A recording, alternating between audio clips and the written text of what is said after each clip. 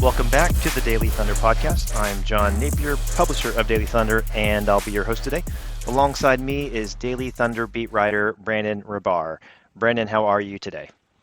I am good. I am excited about the Cavs Thunder rematch tomorrow night, or tonight if you're listening to this on Thursday. But I know we got to go back and recap some stuff. I'm just saying this is going to be a fun night in OKC. Well, before we recap, are you a little bit jealous that you're not a sideline reporter and didn't have a bunch of towels draped over you after the game last night? Man, I got to say I'm a little bit jealous, only because Nick Gallo is such a professional. Like, I watch him and his aura, all those towels on him. He's just like completely focused, continues on with the interview, doesn't get bothered at all. I am jealous of that man's aura and his skills. That's what I'm jealous of. Yeah, I was watching that laughing, but also thinking to myself, Nick Gallo, what a pro. He is a total pro. Also, props to Shea with the line of the night. I'm sorry, they're children. It's so funny that Shea is 26 years old, and yet he's like the old head vet of this team. Yeah, you feel like that. He's the adult in the room. You got, J-Dub and all the other guys just joking and causing a ruckus, but Shea's the adult trying to keep control of the children. Yeah, well, he's a dad now, so like he's getting experience at home, and it's translating like to the court and his teammates as well. It's like he's got the experience now, and yeah, it's just funny that he's the old vet. Well, let's start to recap this last week of Thunder basketball, and we're going to start with the Thunder Cavs game. So we'll get excited for tomorrow's game by talking about last week's game. That one was kind of an offensive shootout, and we all think everybody was wondering what was going to win in a battle of Oklahoma City's number one defense versus the Cavs' number one offense. I think the Cavs offense ultimately won. 129-122 was the score. But the Thunder overall kept up offensively with the Cavs. What were your takeaways?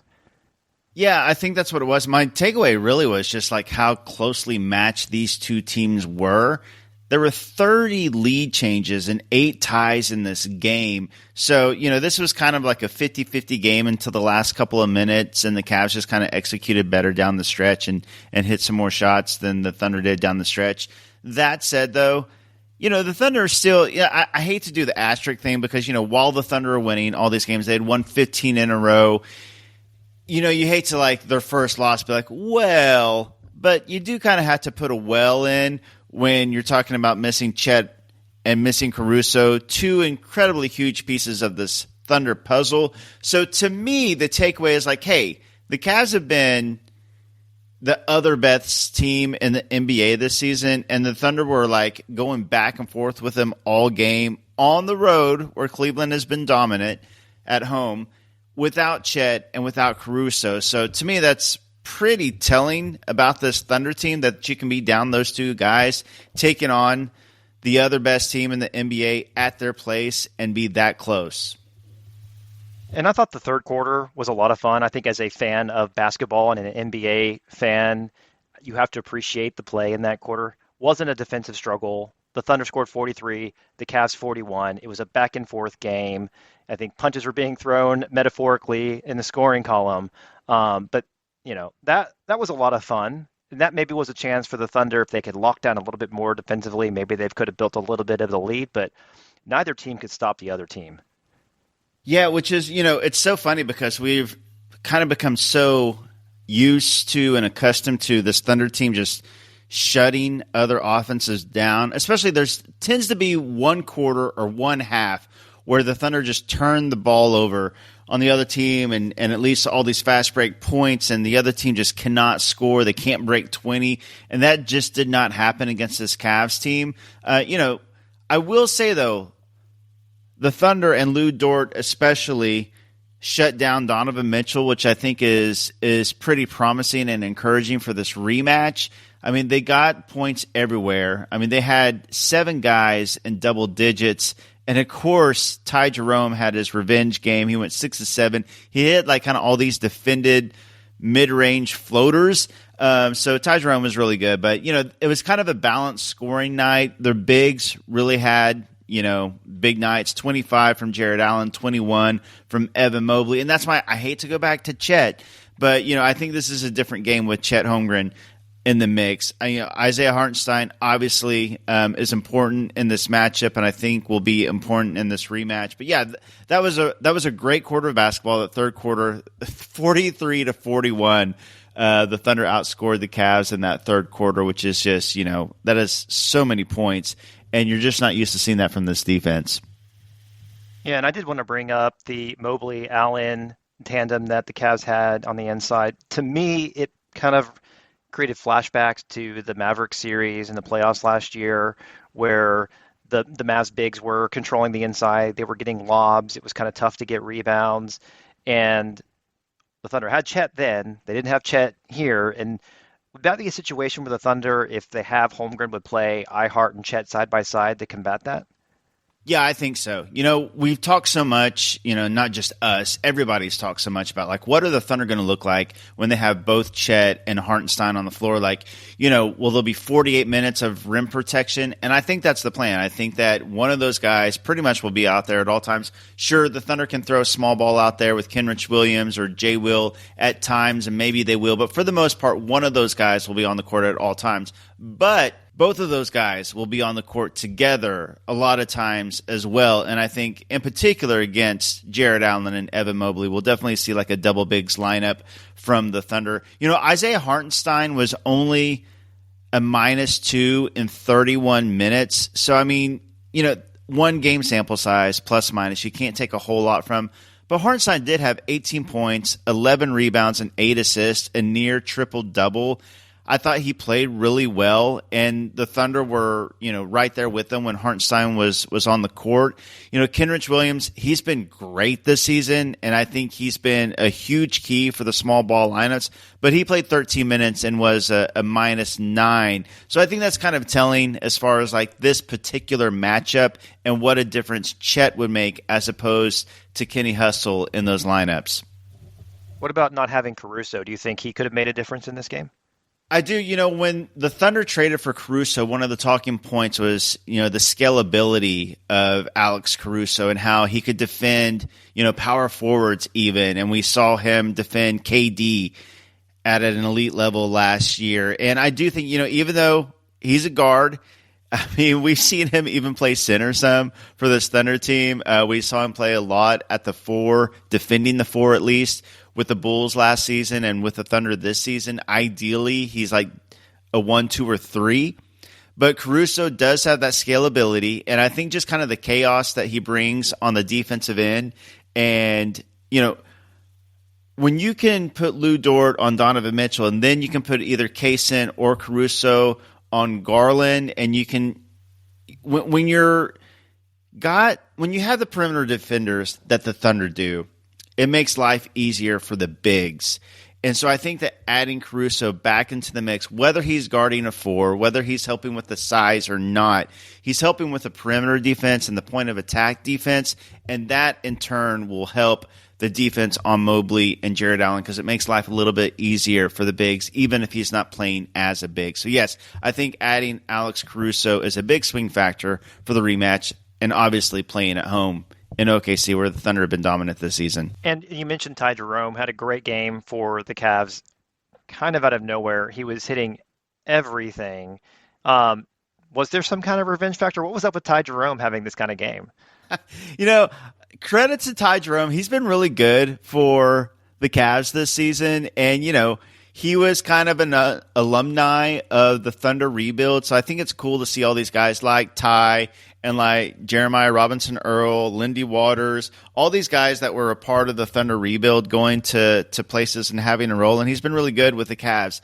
That said, he scored 15 points on 6 of 7 shooting. So even though he's been good this season, he was really good against the Thunder. I don't know so much that it was a revenge game as much as it was he was just hitting some tough shots. When you go 6 of 7 and at least half of those, it was kind of like a mid-range floater with a hand in his face. You just kind of have to tip your hat and be like, okay, well done, Ty. It wasn't when he was in OKC, he didn't take a single 3 against the Thunder, actually. It was all in the mid-range or at the rim. When he was in OKC, he was kind of known for like taking those Dame logo shots. None of those against OKC.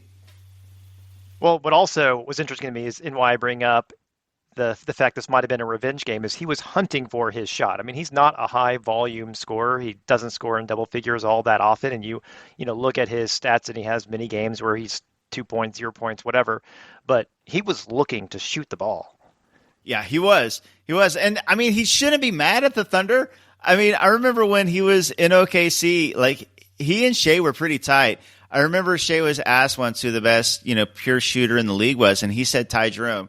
Now, Shea also said when he was asked who the toughest European to guard was, he said Poku. So, I mean, Shea's just that guy. He's always going to, say his teammates. So, but no, Ty's got no reason to go for revenge against the Thunder. Well, maybe he'll take it easy on the Thunder in this rematch game. Because 15 points from Ty Jerome might have been the difference in this game. But what a great game that it was. I feel bad that the Thunder didn't win, but ultimately it kind of lived up to its billing. It absolutely lived up to the billing. This was really, really hyped. It was the number one offense versus the number one defense, number one in the East versus number one in the West. The Thunder were undefeated against the East at the time. The Cavs were undefeated against the West. So yeah, it was hyped. The NBA kind of realized what they had in this matchup, and we kind of saw them, like when you cram for a test, I think that's what the NBA did. They realized all of a sudden, oh, we have this nationally televised game against these two, smaller markets we haven't really hyped up that much. And so they hyped up that matchup big time, and it resulted in big numbers. ESPN drew big numbers. Like, who would have thought, you put the two best teams in the NBA this season on national TV, people will actually watch, and they did. So it was a great game. It was hyped up, and it lived up to the hype, and I think the rematch will as well. I think we'll talk about it, I'm sure, later. I think the Thunder even up the series, and they will be tied for the best record in the NBA once this game is done tomorrow night. Well, let's advance to Friday's game against New York. I guess there was an opportunity to right the ship after the first loss in 15 games, and to say it lightly, the Thunder had a great bounce-back performance. They demolished the Knicks 126-101, and I'm not even sure it was that close. They built a quick lead after maybe a tight first quarter, but that last half of the first quarter, the Thunder ran away with it and never let the Knicks back in it.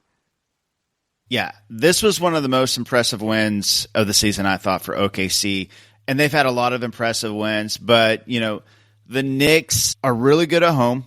The Knicks have the starting lineup with, Jalen Brunson, Cat, OG, Bridges, Josh Hart, this great starting lineup. And it just felt like after coming off that loss, would there be a little bit of a letdown after that hype game? You lose one. It's on the road, one of the best teams in the East. And the Thunder just come out and dominated from the tip. I mean, they won the first quarter 31-17. They won the second quarter 39-26. So, I mean, they were up 70-43 at the half. It was just a dominating performance. I mean, this Knicks team is really, really good. And the Thunder just outclassed them in every way. And again, without Chet and Caruso, I was just completely impressed. Shea was nuts. Went for 39 points on 15 and 21 shooting, 8 of 8 from the free throw line, and that was the game also where Isaiah Joe went absolutely ballistic. He was 8 of 11 from 3, 11 of 16 from the field, 31 points from Isaiah Joe, 2 away from his career high. Yeah, you look at the box score, at least scoring, it looks kind of odd because you've got only 3 Thunder players in double figures despite scoring 126 points because you have the 39 from Shea, the 31 from Joe, and you got 19 from Jalen Williams. But nobody else hit double figures. Wiggins was the closest. He had 8 points. So it was really a dominant offensive performance by a couple of guys. And Joe, I don't know what got into him. The Daily Thunder, account tweeted he might literally be unconscious because the shots that he was hitting, it was like he, was dropping him into the ocean. He couldn't miss. Yeah, Isaiah Joe, that was, we knew at some point that Isaiah Joe would have, a game where he went off, but I don't know if anybody expected this. 8 of 11 from 3. He had a chance to break his career high. He was 8 of 10, and then he shot one there at the end and missed it, which was a bummer. But no, Isaiah Joe, I think that anyone that was doubting, his shooting prowess, like, did he fall off? Like, the dude didn't forget how to shoot. Like, he's been an elite 3-point shooter his entire career, especially with OKC. He didn't get much of an opportunity with the 76ers, and they are kicking themselves now, I'm sure, for waiving him, obviously, and we'll get into that game. But Isaiah Joe, the dude still knows how to shoot. That's my takeaway. My big analysis, my professional takeaway is that Isaiah Joe can still shoot the ball, John. Well, let's talk about iHeart's performance. This is his second game now against his former team. This one wasn't that good, I'd say. Offensively, he had just 6 points. He did pass the ball well, had 6 assists, 9 rebounds, but he turned the ball over 7 times. So in New York, do you think he was pressing, like trying to make an impressive performance? Because the 7 turnovers do stand out to me. Yeah, that's an outlier for Hartenstein. We just did not see him turn the ball over that much. Like you said, only 6 points, 9 rebounds, 6 assists, so it's a down game from Hartenstein. I still thought his defense was really good, though, actually, and it wasn't just the 2 steals and the 2 blocks, but I thought his defense was really, really good. It's an interesting cross matchup because the Thunder trust J-Dub on Karl Anthony Towns, and Hartenstein kind of plays on Hart, and he kind of plays as the weak side defender, but I thought he was really good in that role in this matchup. This was a game where I went on a Knicks podcast, and those guys were incredibly friendly, really, really good guys. Knicks Fans TV, I think it was called, on YouTube. And they were pretty confident that they were going to win this rematch. And I get it. They were at home. They've been good at Madison Square Garden, and the first game was really close, and they had that big lead. And I looked at the comments. Knicks fans were really, really confident they were going to win that game. I say all that to say that's how impressed I was with the Thunder. Like, going into this game, this was definitely a game where you could see the Knicks winning just because it was at home, and the first game was so close, and the Thunder just blasted them. It was such an impressive performance, I thought. Yeah, I mean, it was both sides. Offensively, really good, as we noted, especially Isaiah Joe and Shea. Defensively, excellent. The Knicks just shot 39%, 13% from 3. They made 4 threes the entire game. And really, if they didn't live at the line going 23 of 23, it could have been really, really bad. Yeah, it was. I mean, it sounds funny to say, and you said it, that a 25-point win, like, it didn't even feel that close. It was because, the second half was pretty much even, and it felt like not necessarily that the Thunder took their foot off the gas, but they didn't really have to do much in the second half because they built such a huge lead in the first half, and it felt like if they needed to, the score could have been even bigger had they wanted to, and Shea could have easily gone for his career high in Madison Square Garden. He didn't get to play the fourth quarter. He only played 29 minutes and had 39 points. And, it was nice for Shea to be able to get that fourth quarter rest. He's rested now in 8 fourth quarters. But as far as like MVP campaigns, like if he could have had his career high or even gone for 50 at Madison Square Garden, that would have been a really nice like kind of headline on social media. Would have got all kinds of buzz for doing it in Madison Square Garden against the Knicks. So respect to the Thunder for resting him in the fourth quarter and not playing him in a blowout to hunt stats. But I will say it would have been nice to see. It would have been nice to see him go for 50. Well, speaking of Shea, let's talk about the Washington Wizards game. I mean, it's against the worst team in the NBA, arguably. And Shea had maybe one of his worst performances of the year. So stopping there doesn't sound like a great premise when you play a bad team, potential letdown game. Maybe your eyes aren't on the prize because you got the next Cavs game coming up later in the week. And Shea had a rough game. But the Thunder just wiped out the Wizards. I mean, there is the class that the Thunder are in versus the class that the Wizards are in. It's like they're in completely different schools. So Shea ended up scoring 27 points thanks to living at the free throw line. He almost tied a Thunder franchise record of most made free throws in a row. I think the record's 52, set by Kevin Durant. So he had an okay offensive performance and overall played well, but shooting a little bit rougher, but he wasn't necessary in this one as the Thunder just wiped out the Wizards. Yeah, the Thunder had 7 guys in double digits. They scored 30 or more points in every single quarter. They kind of just got whatever they wanted. And like you said, Shea didn't really have to do much. And he did struggle from the field, 5 of 17, but he was saved at the free throw line. And those were legit fouls, by the way. Like, I know 17 free throws is a lot. And, you can look at the box score and be like, oh, was that foul baiting? If you watch, the Wizards just could not defend him. I mean, obviously he goes 5 of 17. Some of that, he just missed a lot of shots he usually makes. Some of those just rolled out, bounced out. But as far as the free throws go, those were legit free throws. Like, all those were like real fouls. Like, they just could not do anything to stop Shea from getting to his spots. And with this blowout, you got to see more of the roster. So Brandon Carlson and Alex Dukas played. And of note, Alex Dukas made his first NBA basket, a three-pointer, and the bench went a little crazy and got a technical foul. It was a pretty fun moment, right? Yeah, so the entire bench jumped up and celebrated, which you love to see. You got like an MVP front runner jumping up for Alex Dukas and celebrating his first career points. But Shea realized as soon as he did it that it was going to be a technical foul. And he said, my bad, I think like 19 times in a row to the ref. And the ref still hit him with a technical foul. But now, Alex Dukas has a great story to tell about his first career points. Like, not only, when he's telling his grandkids about his first career points, he can say, yeah. And the dude that won MVP that year jumped up and got a technical foul called on him and had to pay like $12,000 just because he was so excited for your grandpa to score his first points. So cool story down the road. Yeah, you're right. I mean, that's just like so Shea's the dad. He's a dad at the game whose son, gets his first basket and is just going a little bit crazy. You'd like to see that kind of stuff. If Alex Dukas was my kid, I would have done the same thing. Yeah, well, and let's talk about other players from the bench who played really well. Aaron Wiggins had a fantastic game. He scored 23 points, 7-11 shooting, 9 rebounds, 4 assists, a steal, a block. So he kind of did everything, and he's going to get more minutes since A.J. Mitchell is out injured for some time. Now, the Wiggins versus Mitchell, maybe it's nice to have both of those guys available, and you can take a different flavor depending on what you're looking for. But, how do you feel about Wiggins now being the guy with A.J. Mitchell out?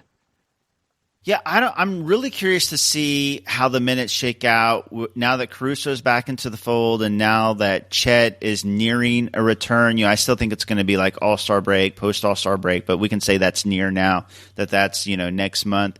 Hopefully all things go well there, of course. So the minutes distribution, like AJ played that role as kind of the bench creator, playmaker, shot creator for others. And Wiggins, though, he's been really good lately. Like, he's seen his minutes uptick, and he's played well in those minutes. But the Thunder just have this kind of bench where any given night it could be Wiggins or Isaiah Joe, or it could be Alex Caruso, Kenrich Williams, Jay Will. Any of those guys could have a big role, play more minutes. But I do think with AJ out, Wiggins for now, we'll see an increase in minutes, and he's been playing really, really well. Aaron Wiggins is a guy, obviously a fan favorite. Everybody's wanted to see him play more minutes and how he would perform. And the fact that he's still shooting over 40% from three, he's been really efficient, and he just seems to hit timely baskets. Of course, he had that great game against the Knicks in that first Knicks game where he saved the game. He saved basketball, and he saved that win streak against the Knicks. So great to see Wiggins in an increased role. I'm just curious to see how the minutes shake out once the Thunder are fully healthy. He still will be involved. He'll still have a role. I'm just curious to see how it all shakes out. Well, now let's talk about another, game that the Thunder probably walked in thinking they were going to blow the team out, and honestly, that's how they played. They kind of came in, took things for granted, and against the Sixers, it was a less than impressive 118-102 win. I guess that's how good the team is, that they can beat a team by 16 points, and the takeaway is, gosh, they played like crap. That was at least my feeling about the game. Yeah, no, I think that's a pretty accurate description, and I think the Thunder would agree with that. They came out and they dominated in the first quarter, and then the second and third quarter, to their credit, the 76ers obviously were down Embiid and Paul George and Tyrese Maxey, Caleb Martin, Jared McCain, KJ Martin. I mean, Martin Lawrence, they were down everybody. I thought that the guys that were there for the 76ers, and we've seen this with, teams like, tanking teams, rebuilding teams, they will fight hard. These guys are fighting for their jobs, fighting for other teams to see them, fighting for, contracts in the future. And I thought that those guys played really well. Like, they were fighting, like Ricky Council, like guys like that. I thought were really good. Justin Edwards played really well. And so credit to them. That said, a lot of this I think was like, the Thunder controlled from the tip. Obviously, we're the better team. And the second, third quarter, I think, they just kind of like let the foot off the gas a bit. And then the fourth quarter, when it got close, Philly got to within 4. The Thunder kind of clamped down on defense again and hit buckets on offense. And Shea came in and took care of it. And that was game over. But credit to the 76ers for making it a game there for a while. And I think maybe making Thunder fans a little bit nervous as well. Yeah, no, I didn't feel good watching it, but nice of you to give credit to the Sixers and some of the bench guys who got to play again with how many injuries the Sixers are dealing with right now. And maybe Shea just wanted to play the fourth quarter, and the team was giving him a gift of that opportunity because otherwise I wouldn't have expected him to play much in the fourth quarter. Something else interesting in this game. Go ahead. No. I was going to say it was like one of those good news, bad news. Like, good news, Shea gets to play in the fourth quarter to get 30 points and keep a scoring average up. Bad news, Shea has to play in the fourth quarter. So it's kind of like a good news, bad news thing. Well, the team was really sloppy. So they had 17 turnovers, which is the second most they've had in any game this season. They had 18 against the Pelicans earlier this season. And now 3 of their 5 games with the most turnovers have occurred here in January of 2025. So people have been tracking turnovers versus steals. The Thunder now have more turnovers than they do steals on this season. And despite being among the best in the league at protecting the ball, are you seeing a trend where maybe they're not doing as much protecting the ball, or is it the change in competition? For right now, I'll just say it's kind of a slump in that area, maybe kind of an outlier or an anomaly, just because of what we've seen all season long, the bigger sample size from the Thunder. And I think, it starts from the top with SGA. He's a superstar with high usage that is a low turnover guy. And I think when you have a guy like that has the ball so much and he doesn't turn the ball over so much, is really impressive, first of all. But it can affect their stats in a big way. They've also been missing A.J. Mitchell the last few games, and like we said, he's been one of the better ball handlers and creators for the bench. But right now, I'll just say it's a little slump. I think they'll work it out and get the Kings figured out. I think they'll be fine in that area. I expect them to go back to being the best in the league at taking care of the ball, because that's what they've been. Well, when we were talking about the last game, you brought up looking at the minutes for Alex Caruso. So Caruso came back from his hip strain. It was nice to see him out on the court. He was his normal energetic self. He hit a 3 early, and I was kind of hoping that maybe that might spark a big Alex Caruso game. His only bucket was that 3. But, he had 18 minutes. Wiggins had 16 minutes. But what stands out to me looking at the box score was Caruso was a -15 and Wiggins was a -12. Yeah, so Alex Caruso, I thought, looked like himself. Like, I thought that he moved well. I thought that he came in and, he had 2 steals and a block in only 18 minutes. So I know he's only 1 of 4 from the floor, 1 of 3 from 3. So he only had 3 points. So the box score obviously doesn't jump out at you, and the -15 is kind of glaring. I think it was more the case, though, he kind of played when the Thunder were it felt like going through the motions a little bit and kind of let the foot off the gas a little bit against the 76ers. I don't necessarily think it was a Alex Caruso problem. I thought he looked good. I thought he moved well. That was the most important thing. I will say my man was still diving on the court. I thought we might have like a no diving rule for Caruso in his first game back. But when Caruso's on the court, that's what he's going to do. So, and then as far as Wiggins goes, yeah, I know he was a minus as well. He was 3 of 5 from the floor, 6 points, 3 rebounds, 3 assists. I think it was just a case of the second, third quarter, those units just overall cohesively didn't play too well and didn't play with the same intensity that the team did in the opening and closing quarters. Yeah, and I guess Caruso only has one gear, and that is go, and that's his trait. Like that's just how he plays. So I guess you can't really hold him back. Um, so we're talking about injuries, and it's great to have Caruso back, and hopefully the Thunder are trending towards getting fully healthy. There's been some clips going around about Chet going through some shooting and moving on the court. Do you think that Chet's return, or at least an update on his timeline for return, is coming sooner rather than later? So the original report from the Thunder was that we would get an update on his ramp up to gameplay in 8 to 10 weeks, and it's now been 9 weeks and 4 days. So we're like nearing that 10-week mark since that report. So, I expect the Thunder to give us an update and say, like, he's in the return to play protocol or ramp up or however it's going to be worded. But basically, he's hitting all his marks. He's where he should be as far as we know. It's really, really encouraging to see Chet out on the court putting shots up and shoot around. But it was also very, very encouraging to see Chet like going on a road trip with the team. Like these are like different marks that he needs to hit in his ramp up. It was encouraging to see him without crutches. It was encouraging to see him with one crutch instead of two. Like he's progressing well. So I think that putting up shots, being out in the court, in his shorts and in his kicks, it was a good mark. But I still think I thought it was going to be All-Star break, post All-Star break. I still think that they are going to make sure he's 100% healthy and in game shape. And once he is, he'll be back, but I think it's still very encouraging to see him out there. Well, I did mention the A.J. Mitchell injury, but maybe those who aren't fully informed on what's going on with Mitchell, you want to give an update on his status? Yeah, so that's a bummer for sure.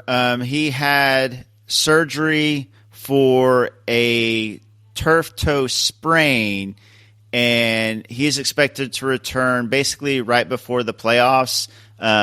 It was like 10 to 12 weeks, and the latter part of that would be like, I think the first week of April. So he should be back before the postseason, which is nice to see that he's not out for the season at least. But I'm just bummed for AJ. He was having such an impressive rookie season as a second-round, two-way contract guy that nobody expected to get minutes on a contending team, and he was in the rotation from the jump every night and playing really, really well. Like he was top 10 in the rookie ladder, and I really think that he was trending to be on an all-rookie team, which is incredibly impressive for a second-round, two-way contract guy. So bummed for AJ personally, but glad to see that he's expected back before the postseason. Well, let's talk about the game that we are all excited for. That's the rematch against the Cavs tomorrow night. This one will be at home on national television. The power rankings that I've seen the last few days all pretty much have Cleveland number one, Oklahoma City number two. First, do you think that's fair? Should there at least be a few power rankings out there that have OKC number one, or is it just a product of, well, Cleveland won the first one? And what do you expect to see in this game? Do you expect another offensive battle, or could the Thunder at home turn the tide and turn this more into a defensive struggle? Yeah, no, I think it's fair that the Cavs are number one and OKC is number two. They've been clearly the best two teams, but they've only played once, and it was last week, and the Cavs won. And it's only a one-game lead, but they do have a better record than the Thunder right now. Now, the Thunder are playing in the West. They've had a tougher schedule, but until the Thunder beats them, which I expect them to do in this rematch, you got to have the Cavs number one. So we'll see if OKC can flip it, and they'll be one, and Cavs will be two. I do expect the Thunder's defense to be much better, more than anything, because they're going to be at home. And the Thunder feed off the OKC Loud City energy in a big way. And credit to the Thunder fans. They have been outstanding this season, and they get better. It seems like every game, like the last few games have been playoff-like atmospheres. Like the energy is high. The crowd is loud. They really get into it. The Thunder play and feed so well off of them. So I expect the Thunder defense to be better. I expect them to execute better. I expect, Caruso to make a difference, and I expect the Thunder crowd to make a difference. I don't think that we'll see the Cavs score 129 points against this Thunder defense again. As great as the Cavs offense is, and it's great, and there is some size issues with Chet out, I do expect the Thunder defense to be much better in this rematch. Okay. Well, one difference in this game, or potential difference, is Ty Jerome is listed as day to day. So as the sixth man of the year, I guess, if you look at just that one game sample size, where the Thunder played the Cavs last week, could his absence make an impact on this one? I really do think so. Like, I mean, we were joking about it earlier, but Ty Jerome has really been legit for the Cavs this season. He's been a really good player, and obviously, I think he was a big X factor in that first matchup between these two teams. So if he were to miss this game, I hope he plays, but if he were to miss this game, I do think that missing a bench scorer like that, they still have Max Strus, who's a great three-point shooter and a great scorer off the bench, but you lose a guy like Ty Jerome coming off the bench when you rely so much on an outstanding offense and these dynamic scorers to beat teams. I think it would make a difference if Ty Jerome actually does miss the game, yeah. Well, I think we're all excited about this one. It makes it hard to talk about the games after the Cavs game, but we must press on. The Thunder have a back-to-back, a home road back-to-back, so they'll go to Dallas on Friday to play the Mavs, who are struggling with injuries. Doncic is still likely to be out. Lively is a game-time decision, and the Thunder are 1-1 versus the Mavs this season. They did win the most recent game, 118-104 in the NBA Cup. With the injuries that the Mavericks are facing, I assume this one seems like a likely win, or is it a potential trap game as a second night of a back-to-back? I will say the Mavs have played much better than expected without Luka and Kyrie, and then Kyrie just came back last night against Denver. Now, the Mavs got blown out. The Nuggets are playing really well. Jamal Murray went nuts. Kind of an outlier game as far as the Mavs go. So the Mavs have played well, even without Luke and Kyrie. I think that Kyrie will play. I know he's questionable for tonight, but that's just because it's a back-to-back. So I think he'll play on Friday. Now, Derek Lively probably will also be out. He got hurt last night, and it looks like he's going to miss some time. So no Luka, no Lively. Obviously, the Mavs will still have Kyrie, PJ Washington, which is probably the biggest factor. But they'll still have Daniel Gafford. They still have players, Quentin Grimes, and they'll be at home, and it'll be the second night of a back-to-back for the Thunder. All that said, I still expect the Thunder to win that game with no Luka and likely no Lively as well. The Thunder, even on a road back-to-back, should win that game. Well, then on Sunday, the Nets come to town and play the Thunder at the Paycom Center. This one might have a little bit more intrigue than you might expect against the Nets, who aren't very good this year. The big thing being, will Cam Johnson just stay in Oklahoma City after this one? Yeah. Yeah. I do think that Cam Johnson being, will he already be on the Thunder at that point, actually? Will he be playing against or for the Nets that night? I do think that Cam Johnson's game that night will sway a lot of, Thunder fans into being like, we don't need this guy, or, we got to trade for this guy. Like, I think that's going to be the most interesting storyline about that game will be Cam Johnson, with all the buzz about the Thunder possibly trading for him. And now Aaron Wiggins and Isaiah Joe are both trade eligible as of today, actually. So the Thunder should handle the Nets. The Nets do not want to win that game. They want to trade Cam Johnson as soon as possible, probably because he's going to help them win too many games that they don't want to win. So with that probably being a blowout in OKC's favor, the biggest storyline and drama to follow will be Cam Johnson's game. Well, to close this out, we've talked. We haven't talked much about J-Dub, but there's been a lot of commentary about he's struggling offensively. So let's talk J-Dub for a minute, and then maybe talk about his case for being an all-star. But if you compare his numbers last year versus this year, his numbers, relatively speaking, are up from a scoring percentage. He's scoring 20.6 points per game this year versus 19 last year, but he was way more efficient last year. He was 54% from the field, 43% from three, and 81% from the free throw line. This year, it is just 48% from the field, 34% from three, and he's sub 80% at the free throw line. So he's taken kind of he's gone the wrong direction offensively. Is it like so much more volume with Chet out that just he's got more pressure and the shots that he's taking are different than he did last year, which maybe were higher percentage shots? Or is he just kind of going through something and the numbers will turn? I still think the numbers will turn. He's been so efficient, from his rookie season to the jump he had as a sophomore, and then starting off this season, he was really efficient as well. I do think some of it, Chet being out of the lineup, with Chet, it's kind of like a 2A, 2B as far as like the scoring load goes and as far as like defensive attention goes. And so now he's very obviously the number 2 scoring threat. But here's the thing. He's the number 2 scoring threat, but he's also the number 2 playmaker, creator, ball handler. He's also one of the best defenders and the most versatile defender on this team, and he's been great defensively. So just like his whole workload has been very heavy this year, especially with Chet out. So I think some of it's like volume, quality of shots, the role he has. Some of it I think is just shooting variance. You mentioned the 3-point line. He's taking, some tougher 3-point shots, and it's been that's a choice the Thunder have made. They want him taking more threes, so the volume has gone up. So last year he was taking mostly open threes or very good shots, high quality shots, taking more defended shots this year.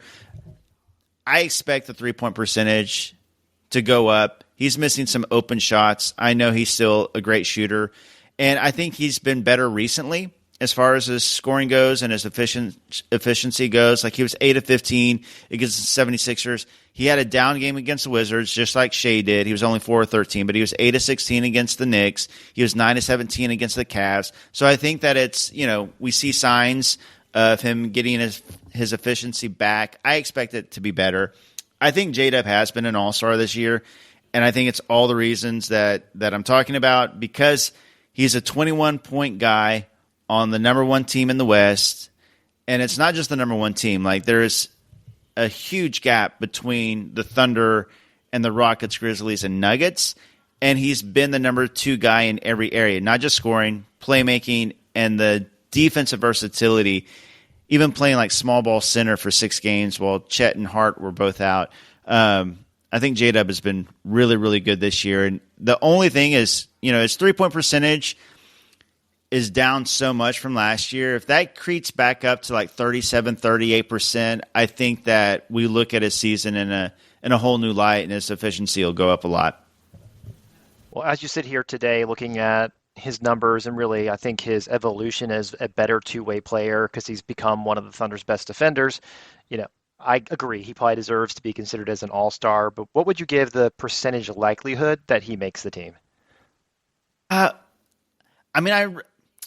It's so tough in the West. So I went through and I kind of like looked at, I'm going to write a story for Daily Thunder about this tonight.